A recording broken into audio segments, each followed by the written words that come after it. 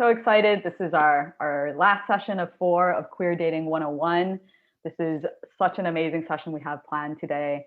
Want to introduce a few people or let them introduce themselves. So I'm going to start with Keita Adams.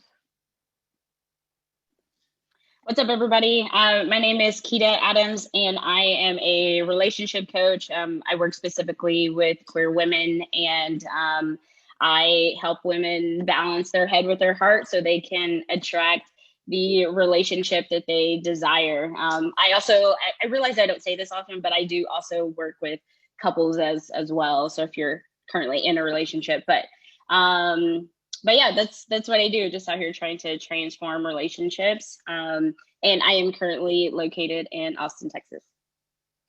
Nice, thanks, Keita. And Keita will be leading most of this session a little bit later.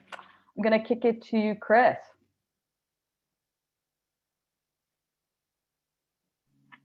Sorry, I don't know why I'm always slightly caught off guard with it. I was like, oh shit, where is the mute button? I'm Chris. I'm the account manager here at Her Social App. Thank you all for joining. This is our last night of our Queer Dating 101 series. Happy to have everybody that's returning. Just deeply hope that everybody makes connections tonight, gets some good tips and gems from Keita. And yeah, everybody have a good time, DM each other, make connections. And yeah, thanks for joining. Awesome. Thanks, Chris. Melody? Hi, everyone. My name is Melody. My pronouns are she, her, hers. I'm an event producer and community manager for the Her Social app. And I have the pleasure of hosting movie night every single Wednesday. If y'all did not know, we have a free movie night where every week a Zoom room full of amazing, beautiful queers gather together and watch queer content. So next Wednesday, we are watching Addicted to Fresno. I had never heard of it. I'm super excited because there's some amazing gays in it, like Natasha Lyon and Aubrey Plaza and some really other big names. So I hear it's a really good movie. We watched the preview. We'll be watching that on Wednesday. The entire month of February, which is Black History Month, we will be watching Black queer films. So that will be exciting and fun. So check out Facebook, check out the app. All events will be posted in there. So super excited to see you all at movie nights. Nice, thanks, Melody. And the first one in February, right before that at 5 p.m. Pacific, I'll be interviewing Imani Rupert Gordon, who's the director of the National Center for Lesbian Rights. And she will be talking about your queer rights under the new administration and talking about some really exciting recent wins that we've had with Biden winning and some of the things he's already done, as well as other things that are being fought in courts now, and just knowing what's going on and how you can get involved as well locally. So super stoked for that. And then right afterwards, I think at 6:30 Pacific will be movie night. So really exciting. February coming up. My name is Nicole. For those who don't know me, I am also an event producer and write the newsletter. I'm super stoked about Queer Dating 101. This is our last session of 4 that we've done with Autostraddle as well.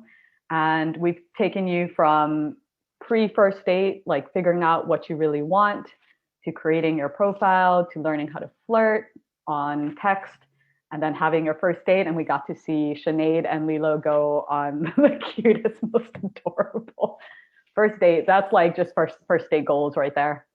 And then today is basically everything else after the first date.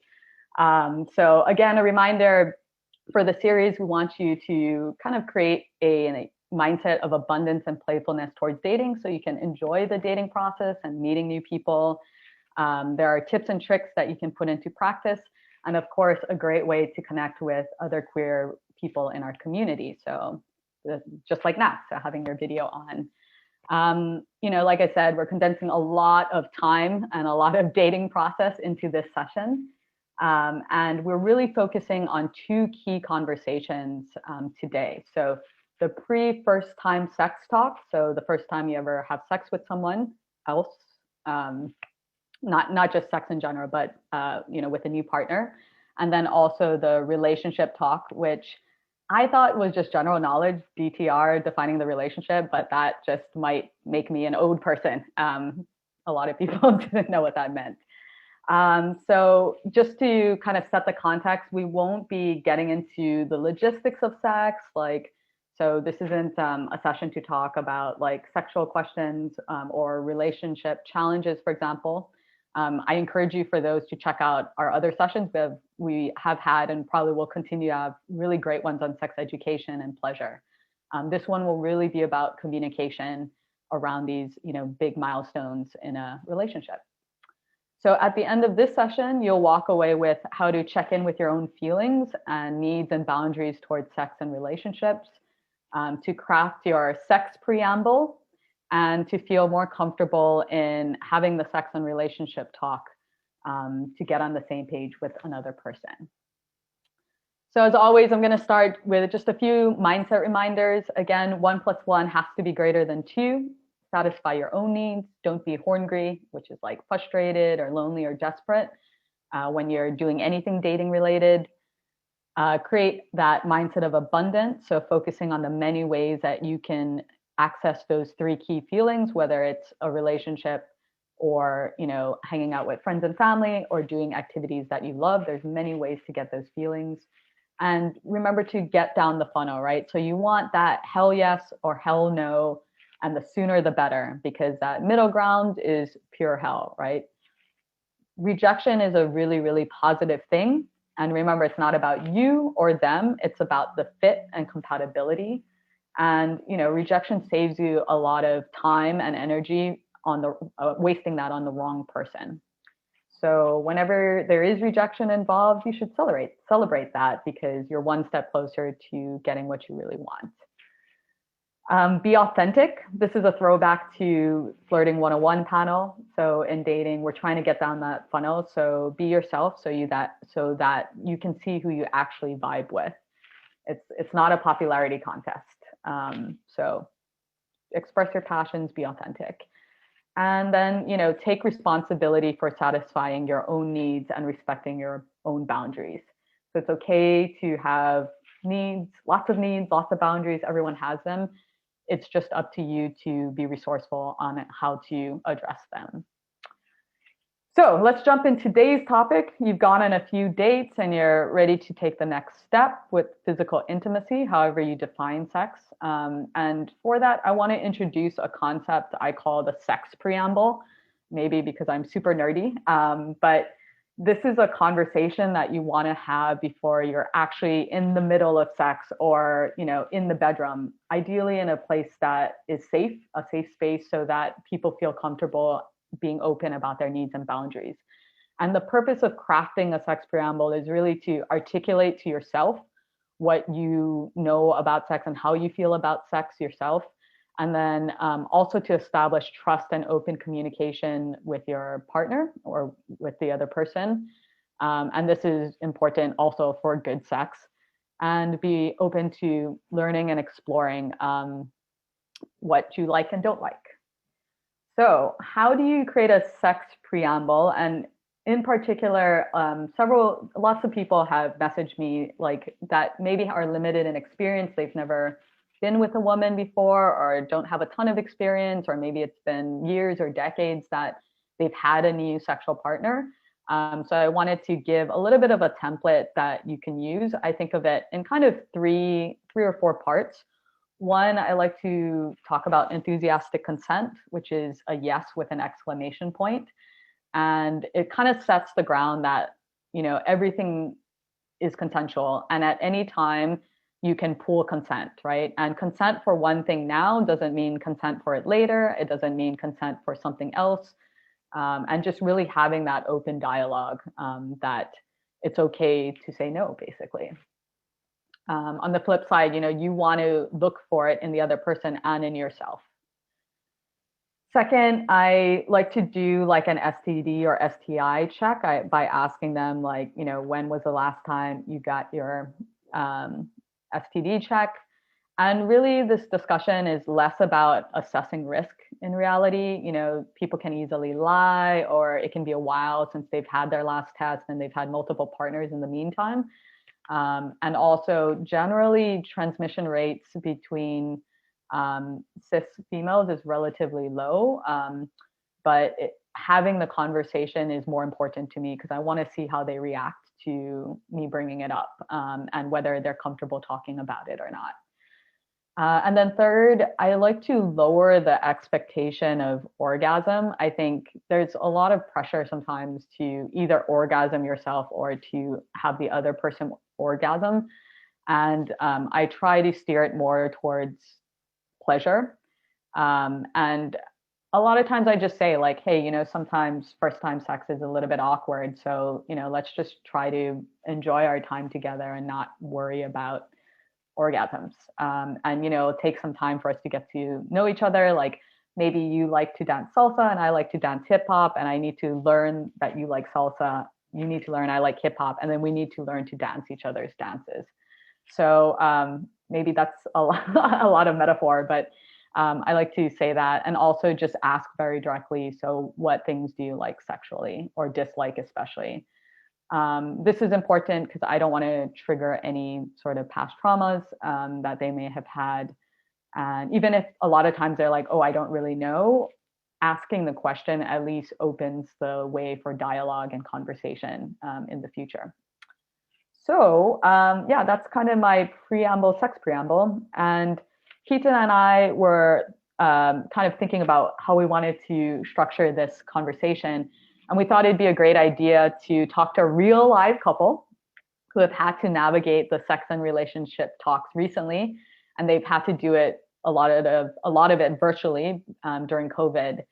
And so I'm going to turn the chat over to Keita after Melody introduces our most famous her couple. They are absolutely my favorite her couple. So like I mentioned before, I do host weekly Wednesday movie nights, and I started hosting last May. So of course in March, the pandemic hit. I was furloughed from my job in March. I was dumped in April. And then in May, thanks to Chris, I begged and pleaded to do something for her community just because I had so much time on my hands and I wanted to do something fun and positive. And she said, how about you take over movie night? So my very first movie night, we watched Blue is the Warmest Color, I'm guessing. Yes. And wow. We were watching that movie, and when we were about 15 people at the time, I think, maybe 20, maybe 25 at the most. I think that's being generous. And it was just a really positive space, just like everyone here is from different parts. The chat was lit. We were getting to know each other. And I saw Nina and I saw Elena, and both of them just were looking super cute, and they saw each other and they connected on this movie night.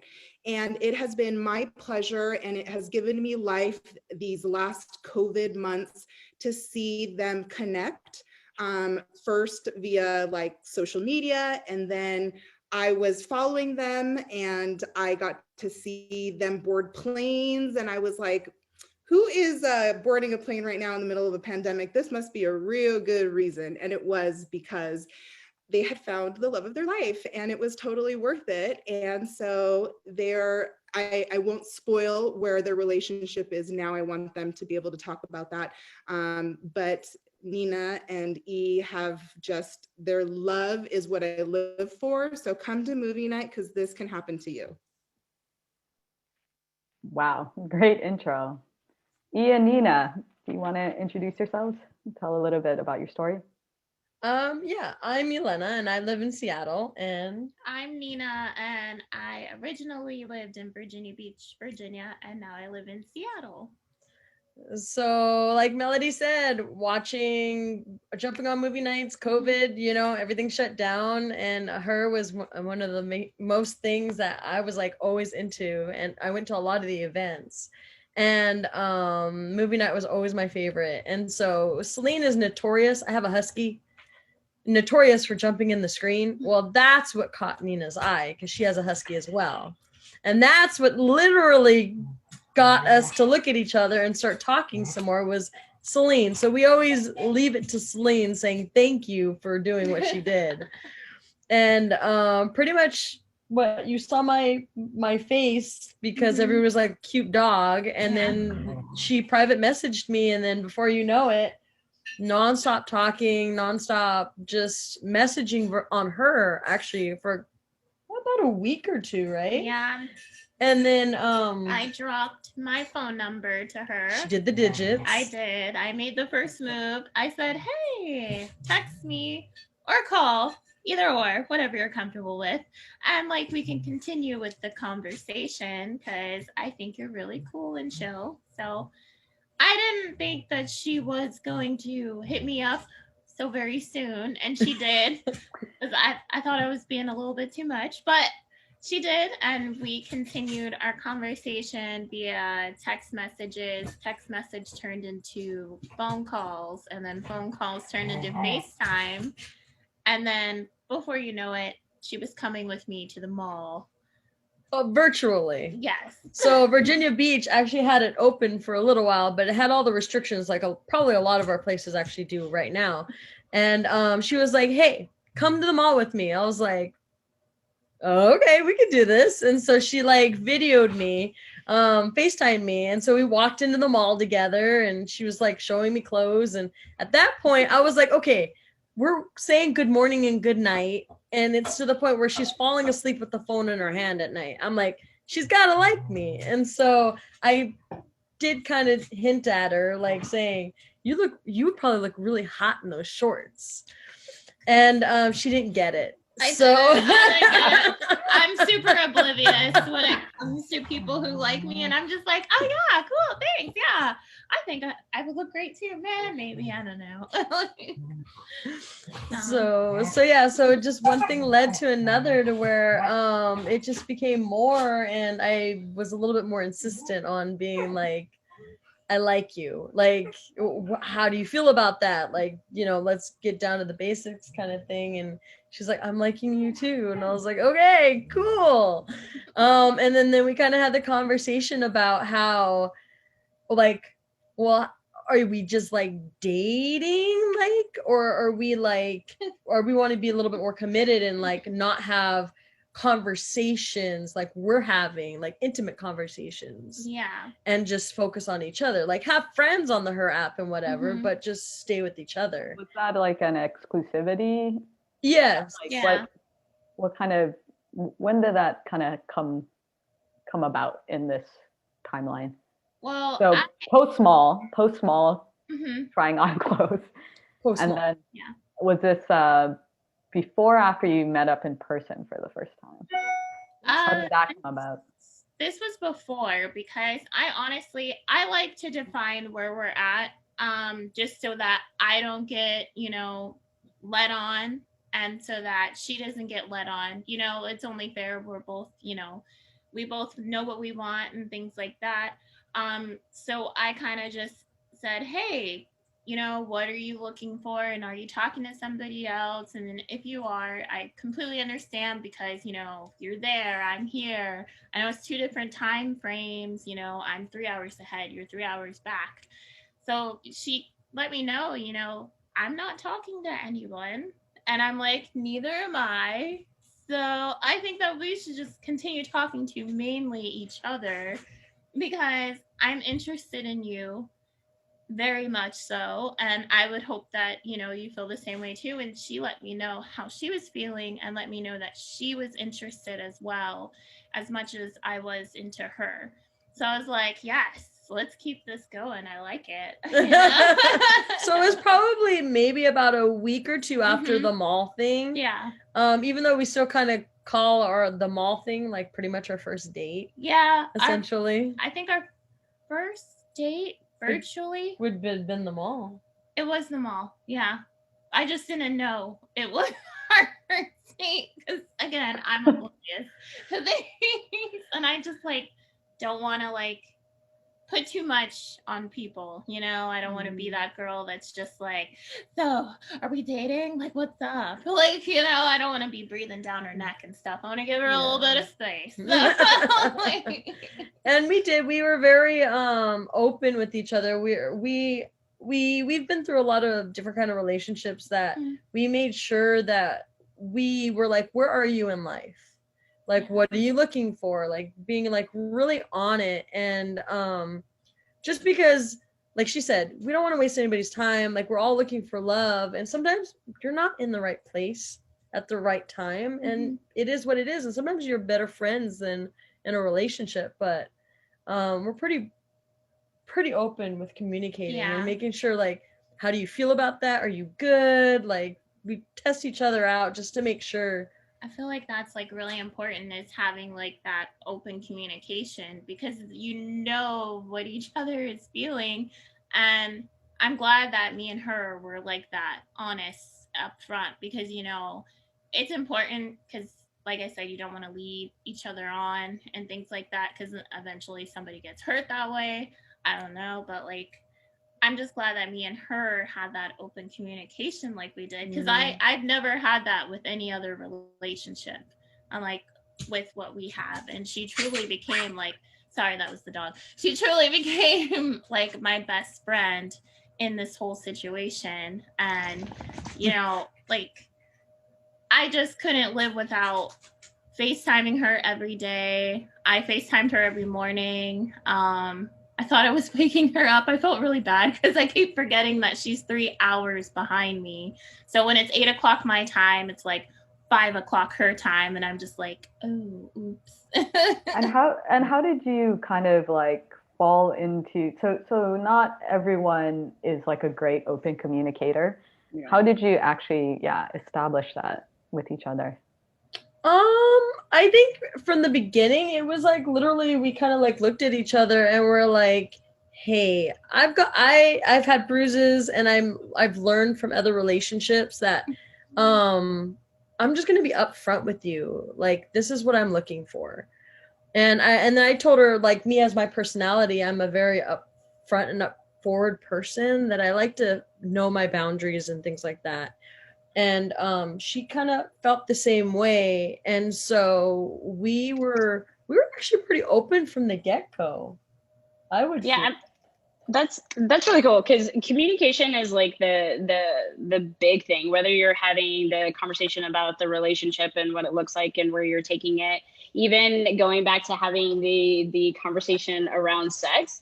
Like, for the first time, a lot of people want to know, okay, when are we actually going to have sex? What's the proper first time? Like, how many dates do we have to go on before, you know, we talk about that? So I'm actually curious with you guys, I'll give my little piece on this, but during COVID, how were you able to really navigate like the physical and sexual intimacy? And like, when did you actually have the conversation around having sex for the first time?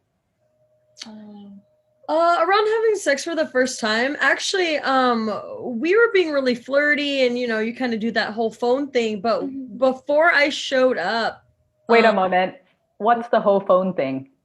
So we literally would like send each other, like, you know, not nudes, but like, even though I had nudes, setting, would have been fine. Yeah, we did not say, but we like steamed up the phone a little bit, like saying, like, here's a preview. Are you good? Oh, I like, you're good. Like, keep sending those, you know, just steamed it up a little bit just to get it going, right? Got it. Phone thing. Yeah, phone thing. So literally after a little while, when I was like, she was like, well, I want to come out there and visit you. And I go, you know what? How about I come visit you first? I would like to see you in your kind of natural element and kind of things like that with her friends. And it just got to the point where right before I showed up, I had literally said, I go, I want to tell you this now, just for my own sake, so that we're not putting it on our shoulders or feeling the stress. I go, we don't even need to kiss the first time. Like, all I want to do is like hold your hand and feel your vibe. I'm a very energy kind of person, and I just wanted to feel how like we feel together. So I don't want you to feel like because I'm coming there, I'm expecting something. Oh, I'm because expecting. no, and that no, she literally did that though. She was like listening to me like, I know. I was like, okay. And she goes, I go, what? I go, well, how do you feel about that? Because like I wanted to make sure like it was like I was like, don't get me wrong, like I want to, but I'm like, I'm gonna make sure that, like you said, you make sure that there's those boundaries and that you know you respect each other. Because if there's no respect in the beginning, you're not gonna get it any other time. Yeah, the conversation around like sex and when to have it for the first time, it really is a conversation. That's the thing you have to know, right? Like you can express, like Elena did, like what works for her. She was a little bit more about like having the emotional intimacy and energy and let's see how we flow. And Nina was like, nah, let's get on this right now, right? And so the thing you have to know is like, both parties have to be consenting and ready, of course, which I feel like Elena was ready, but Nina was like, no, I'm ready. So let's go, right? So both parties were obviously consenting, but it is more about like how you think about sex versus the when of when to have sex, right? So you want to get clear on how you define things. Now they were apart, but if you're in the same city, you want to look at how many times are you actually going to go on dating. Everyone knows we have the titles, like there's dating and there's talking and there's hanging out. So you want to have those things really clear and defined. Know like what is important to you and in regards to sex, and just have a conversation about it. Like what's comfortable, being able to listen to the person that you're dating and seeing where you both are at, because you may be ready, but the other person may not be. And then talking about what it looks like for you to connect, not only in a physical intimate space, but what it would look like for you to connect on an emotional level. When you're in the same city, that's hard to do because we want to just jump on each other right away and we forget about the emotional connection part. But you have to have both, right? Because you can be emotionally connected and then you meet and it's like, it doesn't work, right? Or you can have the physical part and then there's no emotional connection. So it is possible to have both, but you have to know within yourself what it is that you're looking for, what works for you, and then just being open and communicating that. And being open in a way of like, you can't control what the other person is going to think. You can't control what it is that they're going to feel. And I know sometimes fear can take over and you're like, what if they don't like me? What if they're not down for this? What if they're not ready? It just go into it knowing that it is a conversation. Nothing is set in stone. This conversation is, you can flow with it. You may have to have this conversation several times, but kind of like how Nicole pointed out earlier, this really is about like pleasure and not like, getting someone off, right? Which maybe is like somebody sitting over there that may be a little older or new to all of this. And it's like, I've never been with a woman before. How do I do this? Or how do I have this conversation and tell them that and not scare them off? I would say, like, if you're new to all of this, do your research for one, go to her event, like their sexual events, learn, practice with yourself, right? Understand what it is that like you actually enjoy and that you like to do. And the more that you're learning and researching and kind of testing out, you can go into that, right? Like I'm sure someone at some point you have had sex with someone, so you understand on a very basic level kind of like what it is that you enjoy. So take that into there. You may want to try some things that works for you, of course, as long as they give you consent for that on another person. But just have that conversation, be open to it. And my favorite thing in the world is let them teach you. Like there are people out there that are like, I will teach you, and they will be happy to teach you, and they'll have and they'll really take over. So if you're newly out and you're kind of new to the space and you're like, I've never been with a woman and I don't know what to do, have the conversation, be open, learn as much as you can, especially really about yourself. I do have a question for Elena and Nina. How did you guys navigate the whole like COVID situation? Oh, Like, what was that conversation like? So go ahead. Pretty much we talked about it before she like flew in. Because I told her, you know, in the state of Virginia, we do have to wear masks and everything when we're in the airport and stuff. And I was like, maybe we should just like, we both agreed that like when we meet up, that we're gonna keep our masks on until we get to the actual car. And then we're gonna sanitize like really quickly, like our hands. And but everything. even before that, Yeah. I had a thermometer that work gave me, and so I was actually taking my temperature a couple days before I even boarded. And then when I went, I'm such a germ freak anyways. Yes. I had my masks, and I had one mask that I took with me on only the airplane. And when I got off the airplane in open area, I switched it to a clean one. And your clothes. And then I switched my clothes. I even wiped down my entire bag, and I like literally was soaking in hand sanitizer before I even got in our vehicle. And then when we got in the vehicle, we kind of looked at each other, and then we kissed. We made out We hard. hardcore made out my car. Yeah. But at least the bags were clean. So Yeah. So we made sure, like, we were like, are you comfortable with that? Like, how are you feeling? And then I have asthma and she has asthma, so we were even more on high alert just because of all the respiratory stuff. Yeah. So Anywhere we went, we pretty much took caution too. yeah, we avoided people. We literally just not a lot. Well, we kind of just stayed at the hotel the whole time. Yeah. To do the phone thing. You avoided do the phone thing. You avoided people. We avoided people. We were just trying to make sure we were doing our part and staying in that. I mean, just staying away from people. It was a beautiful beach resort. Like, I'm sorry. Did you see the beach? We saw it in the morning. Yeah. when we took Moon, her husky out to the beach. Yeah. And then she had to go to work one of the days, so I did see it a little bit more. Yeah. But yeah. That's took a little bit of a break. A little bit. Yeah. Stretch out the legs, get a little bit of a tan going. That was her first time going in East Coast ocean water. Oh, nice. Yeah. That's so interesting because the COVID, Keita, I don't know how much you see this, but COVID is a lot like talking about STDs, right? Like these are infectious diseases that are uncomfortable to talk about, and everyone has different practices around it. Like how do you suggest people kind of navigate both of those discussions? Like, especially when you're first dating someone, it's weird to be like, so tell me about all the people you kiss and breathe similar air with. It's like very like intrusive, but you kind of have to do it sometimes if you want to know. Yeah, I think it's actually a natural conversation. Just COVID is like just at the forefront of everything. So I think a lot of people, it comes up naturally, like, how often have you been going out, like just in this time of COVID? And so I think people have been gauging, like if people have been active, because you'll have three ranges of people. You have the people that are like super secure. They're like not going out, not going anywhere. You'll have the people in the middle.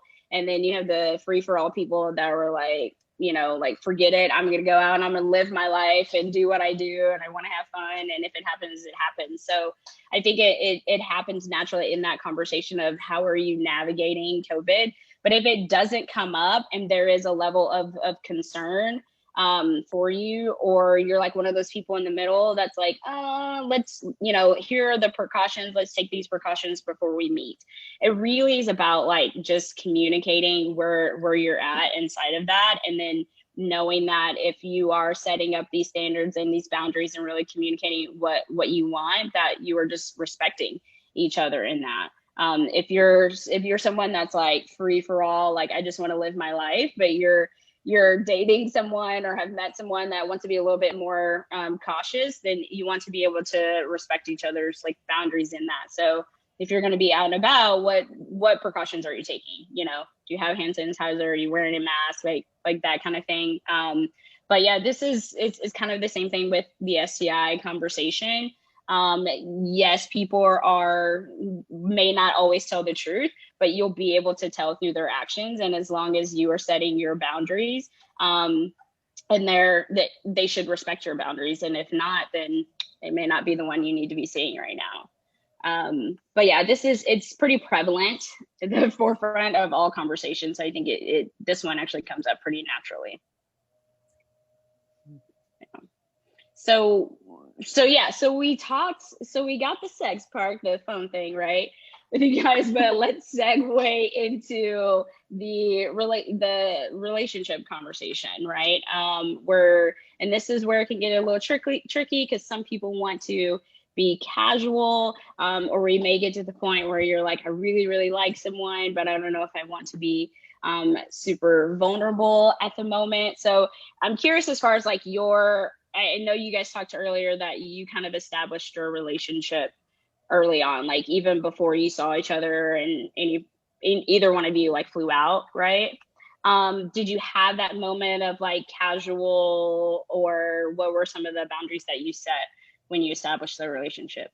Do you want to tell your story about how we established that? Yeah, so I had a few reservations because of past relationship. This is before I flew out. This is before. I did tell her, because I wanted to be completely open with her, and I'm like, hey, I have a few reservations about things, so I want to take things slowly, because I was recently married a long time ago, and I got divorced from my wife due to her infidelities, where I moved completely somewhere else, and after finding out her infidelities, left each other, and I was by myself in an area that I knew nothing about, and made a whole new life for myself. So, she respected me on those boundaries, which really meant a lot to me, because there's been a couple of times where I've met people and they're just like, oh, just get over it. It happened a long time ago.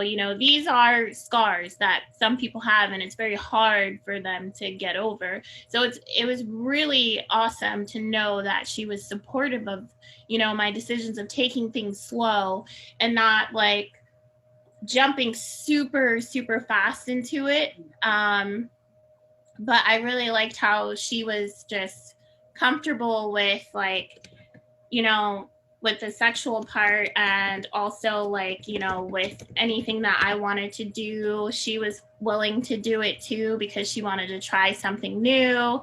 She was just like, she was down for not weird stuff, but like, like, like, I'm not trying to get at that, but like, just things like, if like we wanted to do something like fun outdoors, she was down to do that. If I wasn't comfortable with it, she was like, hey, let's do something else. She didn't pick at me. And I really like that, because, meeting somebody in person and then talking to them on the phone or FaceTiming something, somebody, it's totally different from when you meet them, because then you're really getting the gist of their personality when you meet them. Yeah. And she was 100% authentic and genuine, and I was really hoping for that, but I was really nervous that she was just gonna like have a different side of her that I wasn't ready to see. But she was completely authentic, and I feel like that's really important, just to be like your authentic true self, and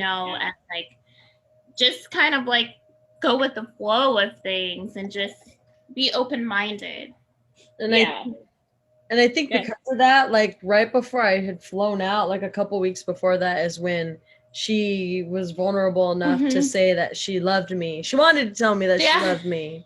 And so, and that I was falling, and she was falling for me. And then that's when I was like, because we've had all these deep, intimate conversations and like pretty direct with a lot of things. I also said, yeah, I'm falling for you as well. And I'm in love with you too, so. I was really hoping for like some fireworks or something. Like, that's why I wanted to wait for the beach. And I was like, I can't wait. I have to tell her now. Like, I love that it went from I kind of want to like take things slow to like, boom, no, I love you and I want to be with you. It's great. It shows that like things can change. I think sometimes we get so caught up in like, strictly maybe like being monogamous, or it has to look a certain way, and it doesn't have to look a certain way. Like if you are someone that like wants to like take things slow or let it be casual or date around or date multiple people, then do that. There's so much stigma on what we can do, right, and how it's supposed to look. But define it for yourself. Define what casual means for you. Define what it means for you to be monogamous or even non-monogamous, because that's just an umbrella of poly and a lot of things. But define that and be so confident in that you're willing to not compromise that. And one thing I want to point out that Nina says is she's having conversation with other people and they're like, oh, you should just get over it. Do not let other people, unless you're willing to kind of adjust and compromise with someone that you're dating, but do not let other people that are not you dictate the type of relationship that you want, or whether that's sexual or like a relationship, like do not let anybody else like dictate that. Like you really have to take control of that, because we already have to overcome so many different things. And understand that there is no perfect way to do it. So if you can get rid of the perfection and just flow with it and know that it's okay for you to change your mind. Like you may want to start things out to be casual, however you define that. You may want to transition that and be really serious once you get to know someone. You may want to decide like in your casualness that you want to date multiple people. However that looks, like have it be true for you. Because we have a lot of influences out there that are telling us the right way to do it, and there's absolutely no right way to have a relationship. Keita, it's right for you as long as it sticks with you. Go ahead. Just a follow-up question on that. So this is something that I've often come across like as a challenge of just like what casual means, you know, if you're just like seeing someone, and like how do you have that conversation, and what elements do you want to define? Like, or, you know, like, I guess it is very up to the individual, but like, you know, it's like an awkward conversation to have when it's very new and casual. So like, how do you actually have that and not sound too needy or, you know, like too pushy and, you know. Yeah, again, kind of like the sex conversation, it's like, this is what you really have to define casual for yourself. So are you casual in the way of like, hey, you are the only person that I'm going to be seeing, but we're not like super serious yet. Like, here's some of the boundaries, you know, that I have. I'm not going to be texting and calling you all the time. Like, because some people choose casual because their life is just really busy. So it really is looking like, this is how my life is set up right now. And so this is the aspect of, you know, dating a relationship that's going to work for me. Some people, you know, they may not want to be monogamous, right? So you have to look at, what does non-monogamy mean for you, right? Like, or do you want to be in a relationship with someone, but, you know, see someone else? Like, what does that look like for you? Do you want to have like the casual dating, but like you're not quite off of the dating apps yet? Because that's part of defining a relationship too. So I think you have to really look at what can you allow in your life right now? Like, what can you give? How do you define like being casual for you? Like, there's so many different definitions of it. And then to have the conversation and then listen. Because what's important is we just say, nope, okay, here's my thing. You either take it or leave it. But it's got to be respect on both sides. So you can share and say, hey, my schedule's really busy. I really like you. You know, I want to see you. I'm open to continue to see you, but I'm not going to be able to text you all the time, and this and this and this, because a lot of people who have kids, they do that, right? So there's that aspect of that. And then you listen to that other person and they get to choose. Like, is that going to work for them? Is that not going to work for them? Like, okay, that's cool that we're casual. We may not talk all the time. So to throw that in, I'm going to continue to be on the app and maybe seek out other people. So it's just a flow. And either way, there has to be respect on both sides. And you have to be able to communicate. Mainly, what are you willing or capable of giving right now in this moment in your life? Because you may not be able to give a lot.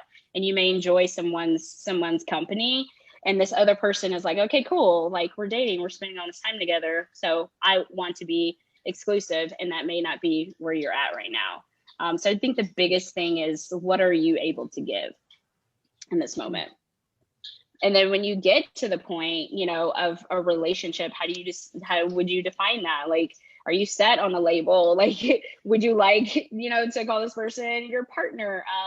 How would you define that you're being exclusive? Are you strictly off of the dating apps altogether? Are you like, what kind of like sexual boundaries are you going to set? Like, all of those conversations need to have inside of defining what the relationship is.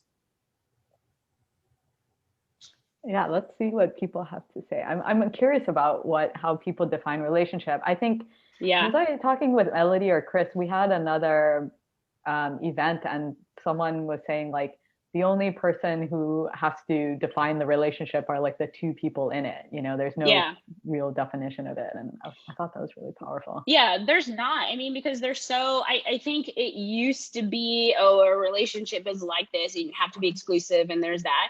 And we're evolving so much, you know, like and everything is changing, and we're getting a little bit more connected on a human level of both our masculine and feminine, and what works for us and what doesn't work for us. And I think the thing is, we're finding other people out there that are craving the same things that we crave, you know. And you have other cultures that are like, monogamy is not a thing. Like, you should not be doing that. Like, why are you doing that? And so we're getting to the point where we're being a little bit more open about it. And so the definition of relationship really is fluid. And the two people that are in contact with each other are the only ones that can define that. That's why I say you can't let other people come in and tell you what's going to work for you, because that may work for them, but they're not the one that's in the relationship with you. And so they have no say so in how you really define that. So I think there's no set definition. It really is, what can you give? What are you looking to receive in return? And can the two people that are in that relationship respect each other enough to respect the boundaries and be on the same page? And it's a constant conversation, because things change all the time. Yeah, so it sounds like it's not one conversation, like the relationship talk. I'm curious about Nina and E. Like, what did that look like for you folks? However many relationship talks or milestones you had. Oh, yeah. She pretty much asked me. I think she was just curious. I think I've had like maybe like 6 like relationships milestones. Oh no, sorry, I meant like with each other, like different milestones. Oh my god! So within our like milestones, like I think we did it as we were comfortable. Like after like certain times, like when I went to go visit her, I felt very secure about where I was, who I was talking with, and that matched up with exactly how I was feeling on the phone, video, and everything else. Like it all matched up within person. And I wanted to like make it official. So we actually went on the boardwalk, and I did promise me rings. Yeah. So I got her a promise me ring, and I got myself a promise me ring.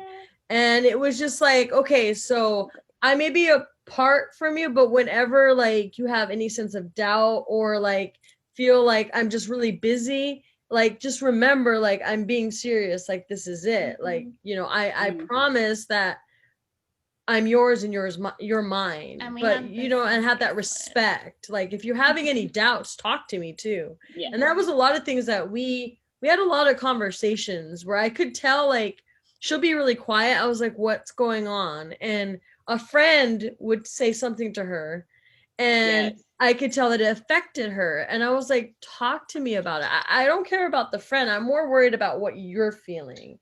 And if that's truly how you feel, or are you feeling some certain way because they said it?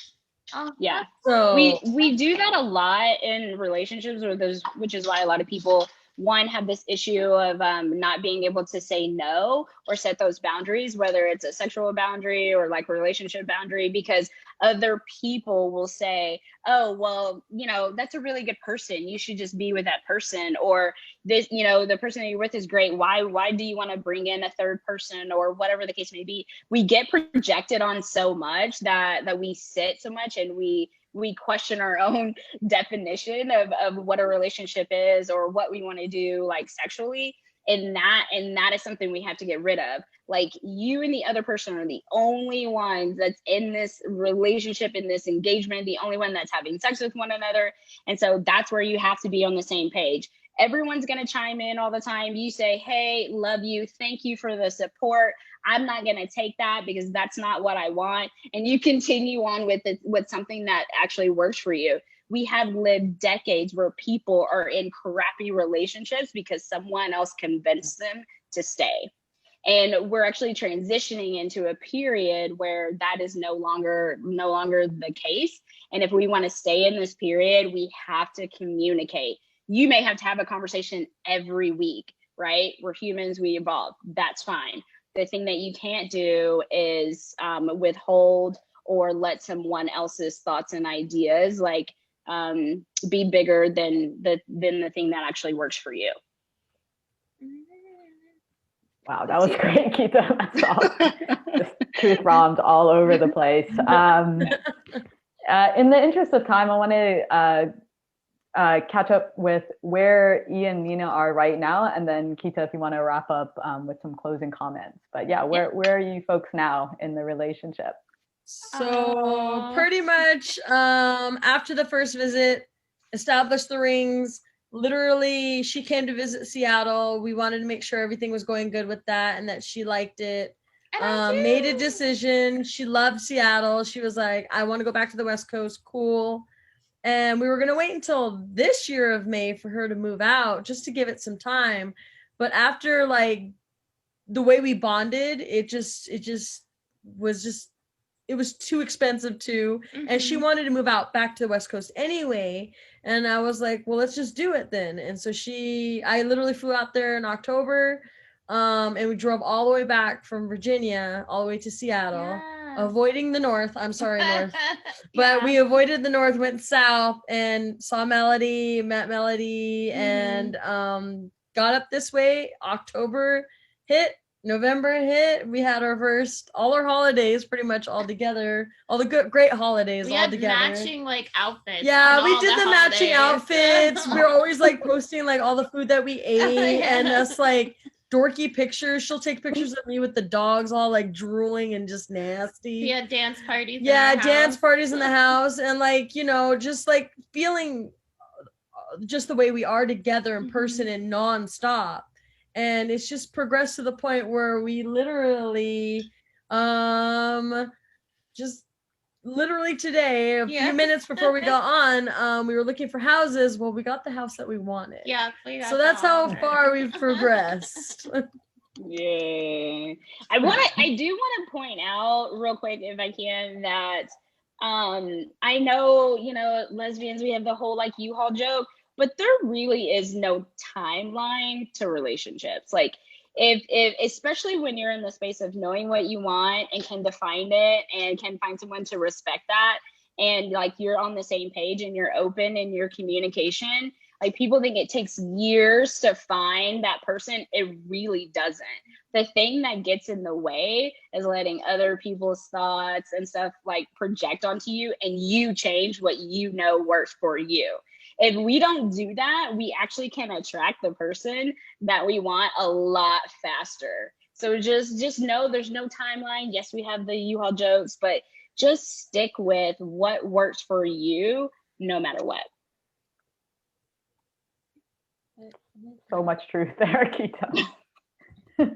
Yeah. I would just want to say, so I got to, you know, view this whole love story unfold from the beginning, and I feel like I was a little bit of their relationship coach. I definitely probably wouldn't have done as good as you, Keita, but I tried. And so like I would be like on the phone with each of them, you know, when there was hard days, or they were just like dying, missing each other, but one was asleep, you know, because of the time difference, you know what I mean? And so it was for me an amazing like honor to have met both of them in person and to just see the love in person. And that was, I love how you ended there as far as the time thing, because that was a big concern for them. They were like, we don't want to be that stereotype, you know, we're in this forever. So we know, you know, there's no rush, but we feel like it's time right now. And that's what I kept telling them. It's like, you know what, fuck all stereotypes and the whole U-Haul thing, and everybody thinks, and friends and family or whatever, do what's right for the two of you. And it's just been amazing to see them and to hear this news today about them owning a house together. Like, it's just total goals and amazingness. So I just love the example that they've given to all of us. And you know, it's just been amazing for me to just watch it all happen and be able to tell people on the Her app and that come to events, I've seen it happen. Just keep doing what you're doing, you know? Yeah. Awesome. Yeah. Keita, do you have any closing comments? That was a lot of truth bombs. Oh yeah, no. Communication, be clear about what you want and stick to it. And be able to flow, like, as not as much as changing everything about like who you are and what you want, but listening to the other person and like you two being on the same page. So communicate. Awesome. Thank you so much, Keita. Thank you, E and Nina, for being so open. Thank you, Melody, for being the matchmaker all throughout. I'm hoping they name a dog after you at some point. She's gonna be our godmother. Yeah, she's gonna be our godmother. We've already decided that. And in the wedding too. Yeah. So yeah. Amazing. Definitely excited for that wedding. That is amazing. It's going to be an online event available to We all. definitely have to screen it live, stream it live on Her. Awesome. So I'm going to wrap up this whole series. So thank you for being with me for the past 2 weeks. Again, a reminder of what you hopefully learned these past 2 weeks. First, we started with the Dating Preparedness Kit, how to set key mindset tips, how to make a killer profile, selecting the right pictures, writing your bio. Then we had Flirting 101 with our Autostraddle dating download writers, Danny, Shelley, and Drew, who were awesome, giving us a lot of great insights on how to, embrace rejection, irresistible openers, and just talking a lot of really interesting nuances about ghosting, which I really took away from that. Then on Tuesday, we had Nailing the First Date, how to plan and prepare for your first date. And we saw Sinead and Lilo, I think Lilo's on today too, go on this like amazing first date. So brave and really first date goals there. And then today we had Keita, dropping truth bombs all over the place. And then E and Nina being relationship goals on how to navigate the sex and relationship talks. So hopefully you've learned something. And, what do you do now? Like, I recommend that you practice all the things that were discussed here, and definitely go out and shoot your shot with a mindset of abundance towards dating, right? Like, this is your chance, practice communication and, take a risk. Continue to connect with the Her community and also the Autostraddle community. They have like amazing content. The dog is on. I will be upstaged. So Nina and Elena, do you want to say something? Because then you'll come up on the screen for most people. I was gonna say that was the dog really quickly.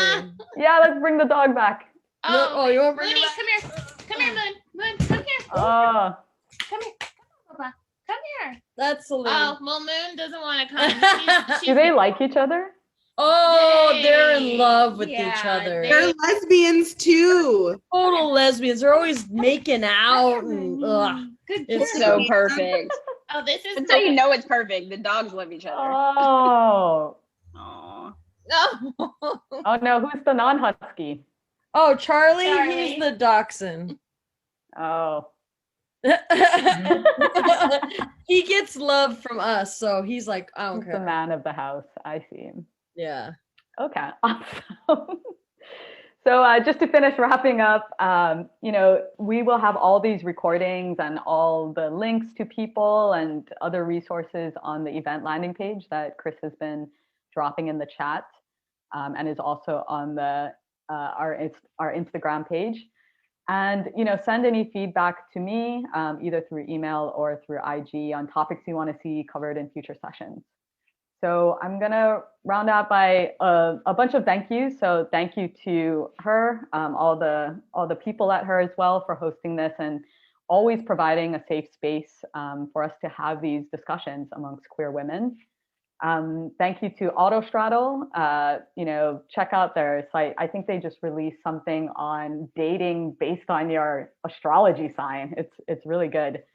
They make the queer world a better place. And shout out to the Dating Download folks. That was Drew, Shelley, and Danny, and Rachel, who was co-hosting with me and critiquing profiles and the first date. She's the managing editor at Autostraddle. Big shout out to our first daters, Sinead and Lilo. Thank you, Lilo. I think you're on today as well. And of course, thank you to Keita Adams for today's session. I want to give a shout out to all my quarantine first dates, the frustrating ones and the non-frustrating ones, for inspiring this series. And the biggest shout out to all of you folks on the call today for showing up, sharing your time and energy with our community, your own experiences. It makes us do the things that we do and really be able to build this community together. So it's been an honor and pleasure to produce this and present this. And I've learned a ton from all of you as well. So thank you, everyone.